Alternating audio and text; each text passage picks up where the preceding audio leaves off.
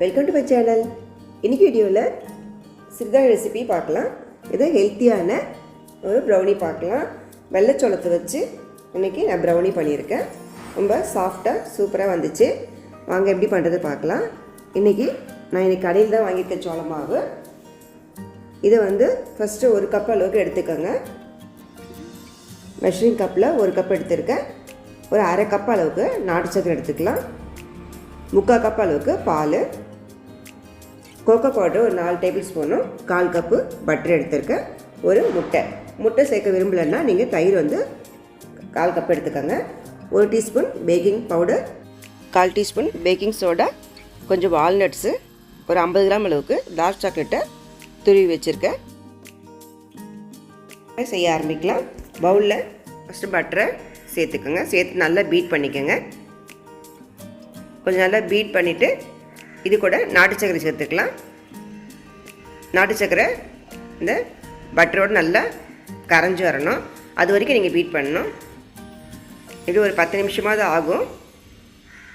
நல்லா பீட் பண்ணிக்கோங்க. இந்த மாதிரி பீட் பண்ணிவிட்டு இப்போ முட்டையை ஆட் பண்ணிக்கலாம். முட்டையை ஆட் பண்ணிவிட்டு இதையும் நல்லா பீட் பண்ணிக்கோங்க. நாட்டு சக்கரை 1-2 கரையாமல் இருந்துச்சுனாலும் இந்த ஸ்பேட்சில் வச்சு நல்லா இந்த மாதிரி அழுத்தி விட்டிங்கன்னா நல்லா கரைஞ்சி வந்துடும். அது கரைஞ்சி இருந்தால் தான் நல்லாயிருக்கும், இல்லைன்னா சாப்பிடும்போது தனியாக தெரியும். அது இப்போ ரெடி ஆகிடுச்சு. இப்போ மற்ற இன்க்ரீடியன்ட்ஸ்லாம் சேர்த்துக்கலாம்.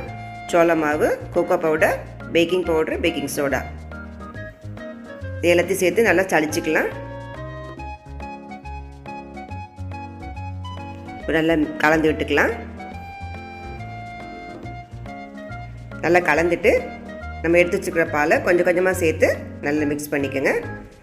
மிக்ஸ் பண்ணும்போது ஒரே டைரெக்ஷனில் மிக்ஸ் பண்ணிக்கோங்க. கட்டிகள் இல்லாமல் நல்லா கலந்து விடணும். அதில் பாலை கொஞ்சம் கொஞ்சமாக சேர்த்து நீங்கள் கலந்து விட்டு கரெக்டாக இருக்கும். இப்போ துருவின சாக்லேட்டையும் நம்ம சேர்த்துக்கலாம். இப்போ பெரிய கலந்து விட்டுக்கலாம். ரொம்ப கெட்டியாக இல்லாமல் கொஞ்சம் ஓரளவுக்கு அதை ஊற்றுனீங்கன்னா அந்த ஃபோல்டு மாதிரி விழணும். பாருங்கள், மடிப்பு விழுற மாதிரி விழுது. இந்த மாதிரி தான் கரெக்டான கன்சிஸ்டன்சி. ஃபோல்டில் பட்டர் பேப்பர் போடலாம். ஏன்னா பட்டர் தடவிட்டு சோள மாவை ஃபுல்லாக டஸ்ட் பண்ணிக்கோங்க. அதுக்கப்புறமா இதை மாவு ஊற்றிட்டு மேலே வால்நட்ஸ் கொஞ்சம் போட்டுட்டு 10 நிமிஷம் ப்ரீஹீட் பண்ண கடாயில் 30 நிமிஷத்துக்கு பேக் பண்ணி எடுத்துக்கோங்க. 30 நிமிஷம் செக் பண்ணி பாருங்கள். இல்லைன்னா ஒரு 5 நிமிஷம் எக்ஸ்ட்ரா கூடுதலாக டைம் கொடுத்துட்டு வெந்த உடனே எடுத்துட்டிங்கன்னா சூப்பரான சாக்லேட் ப்ரௌனி ரெடி ஆகிடும். இது நல்லா ஆறின உடனே அட்மோல் பண்ணிவிடுங்க. இல்லை சூப்பராக வந்திருக்கு பாருங்கள் ப்ரௌனி. இதே மாதிரி ராகி மாவு, ஓட்ஸ் மாவுலாம் வச்சு ப்ரௌனி என் சேனலில் அப்லோட் பண்ணியிருக்கேன். அது லிங்க்கு டிஸ்கிரிப்ஷன் பாக்ஸில் கொடுக்குறேன். வேணும்னா செக் பண்ணிக்கோங்க. இந்த சாஃப்டான ஹெல்த்தியான ப்ரௌனி ரெசிபி உங்களுக்கு பிடிச்சிருந்ததுன்னா லைக் பண்ணுங்கள், ஷேர் பண்ணுங்கள். மறக்காமல் என் சேனலை சப்ஸ்கிரைப் பண்ணுங்கள்.